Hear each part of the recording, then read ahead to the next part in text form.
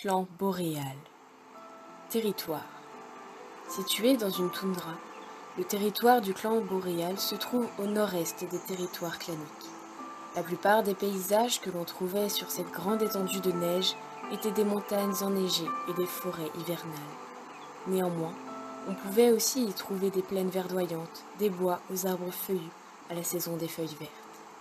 Comme point d'eau, le clan boréal possédait les chutes glacées et le grand lac boréal, créé récemment par le début du fonte du glacier impénétrable. À ce jour, le territoire a bien changé. Les glaciers ont fondu, inondant les terres ancestrales du clan boréal. La plaine du Bison est désormais inondée, ainsi que l'ancien camp du boréal. Plus aucune neige éternelle ne recouvre ce territoire, ravagé par l'éruption du sommet enneigé, ne laissant que la terre et la roche froide comme seule surface. Mais la fraîcheur de ces terres persiste, et la neige aura tôt fait de recouvrir de nouveau ce paysage de désolation. À présent, le territoire du clan du boréal est divisé par les eaux. Constituées désormais majoritairement de relief et de hauteur, les terres des chats des neiges ne possèdent presque plus de forêt, et donc de couverts, et les abris et cachettes sont amoindris. Caractéristiques du clan. Les félins du clan boréal sont dirigés par un meneur qui est secondé par son lieutenant. Le lieutenant est désigné lui-même par son chef et prend sa place lorsque celui-ci périt. Lorsqu'un lieutenant meurt, le meneur doit alors en désigner un nouveau pour assurer sa succession. Leur camp est désormais établi.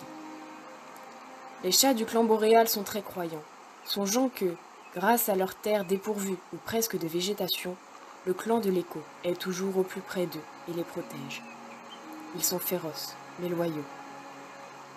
Ce qui différencie ce clan des guerriers impitoyables des autres clans est sûrement la manière coutumière qu'a leur meneur de faire appel aux anciens ainsi qu'aux vétérans lorsqu'une décision importante s'impose.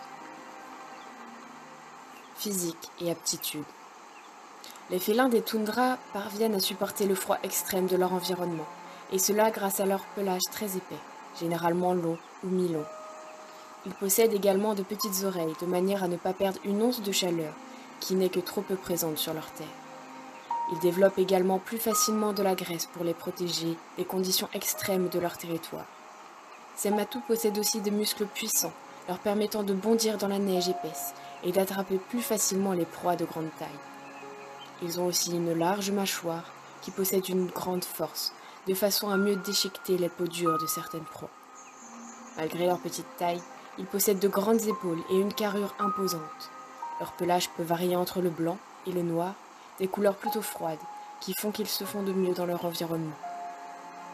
Au combat, ces félins ont l'avantage d'avoir le pelage épais, qui les protège de certains coups qui pourraient gravement les blesser, et de grosses pattes, qui leur permettent de frapper fort.